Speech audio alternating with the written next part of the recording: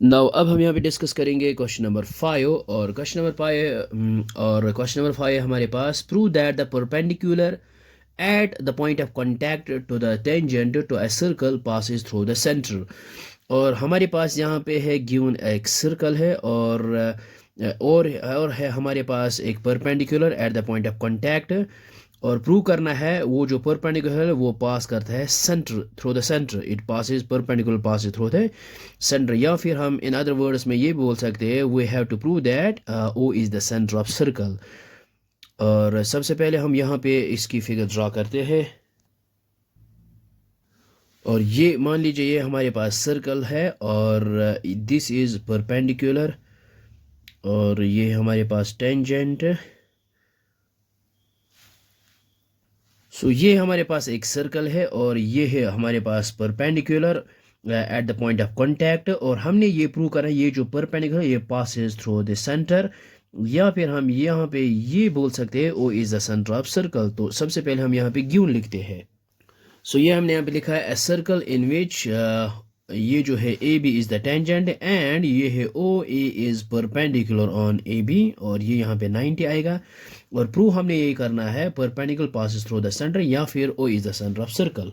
सो ये हमने यहाँ पे लिखा है to prove perpendicular passes through the centre या फिर O is the centre of circle. तो प्रूव पे हम यहाँ पे लिखेंगे लेट, हम यहाँ पे लिखेंगे suppose O is not the centre of circle. हम यहाँ पे मान लेते हैं लेट ओ डैश जो है O dash is the centre of circle then फिर हम यहाँ पे ओ डैश ए को ज्वाइन करते हैं।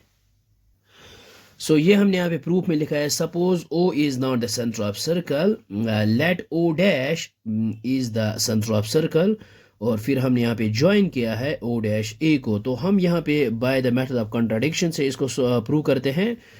सो इट मीन्स दैट हम यहाँ पे फिर लिख सकते हैं अगर ये जो है O dash is centre of circle तो जो हम यहाँ पे लाइन ये बन जाएगा रेडियस फिर।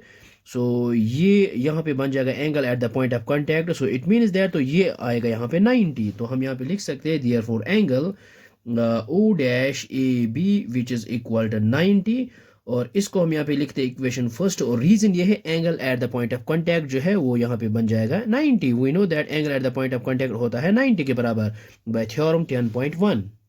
सो ये हमने यहाँ पे लिखा है angle at the point of contact लेकिन हमारे पास गिवन है ये जो है O A is perpendicular, it means that ये यहाँ पे 90 आएगा। फिर तो हम यहाँ पे लिख सकते हैं but O A is perpendicular on A B, हम यहाँ पे लिख सकते हैं बट डायरेक्ट लिखेंगे but angle O A B which is equal to 90 degree और इसको यहाँ पे लिखते हैं इक्वेशन सेकेंड और यहाँ पे रीजन है ये हमारे पास गिवन है ये given O A is perpendicular, it means that ये यहाँ पे 90 है। सो हम यहाँ पे लिख सकते हैं from equation first and second we gate.